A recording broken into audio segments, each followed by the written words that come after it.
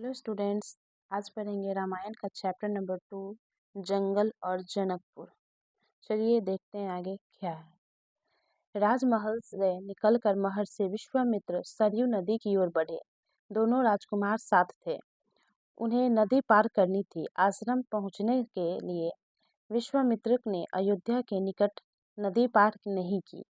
दूर तक सरयू के किनारे किनारे चलते रहे। दक्षिणी तट पर उसी तट पर जिस पर अयोध्या नगरी थी। अब क्या है ना कि राजमहल से तो निकल गए महर्षि विश्वामित्र और भगवान श्री राम और साथ में उनके भाई लक्ष्मण, ये तीनों निकल चुके थे विश्वामित्र के साथ।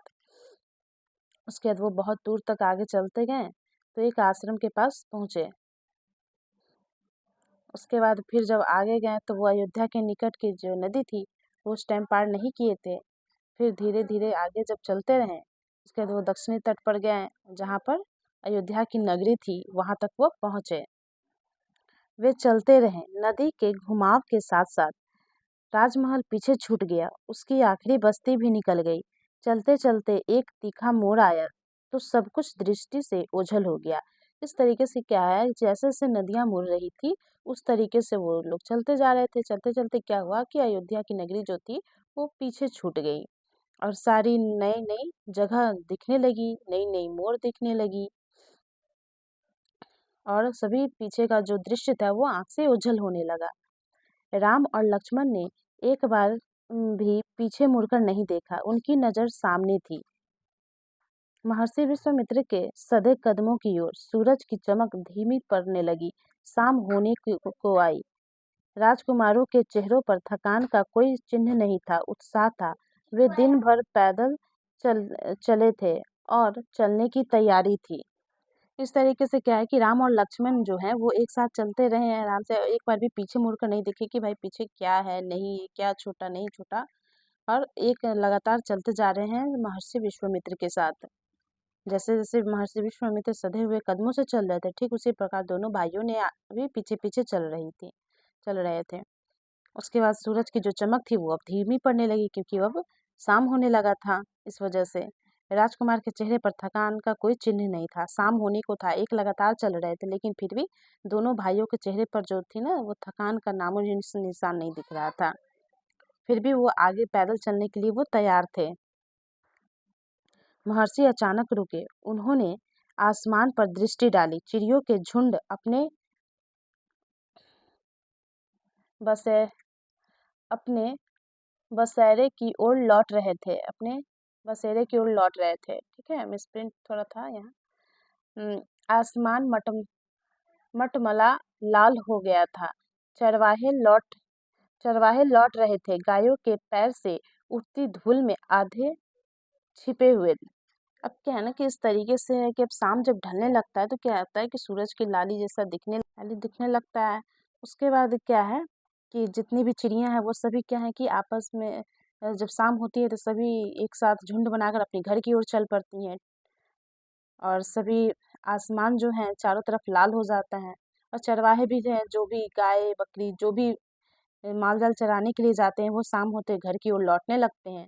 तो देख रहे हैं कि चरवाहे भी गाय चराकर अपना चले आ रहे हैं एकदम। हम आज रात नदी तट पर ही विश्राम करेंगे, महर्षि ने पीछे मुड़ते हुए कहा।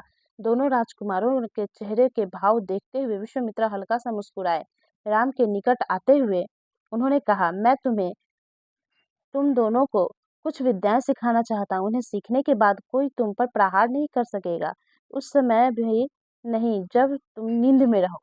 मतलब उसके बाद क्या है, जब महर्षि विश्वामित्र जब पीछे घूमे देख रहे हैं क्या कि दोनों भाई के चेहरे पे जरा भी थकान नहीं है, एकदम चेहरा एकदम चमकता हुआ दिख रहा था।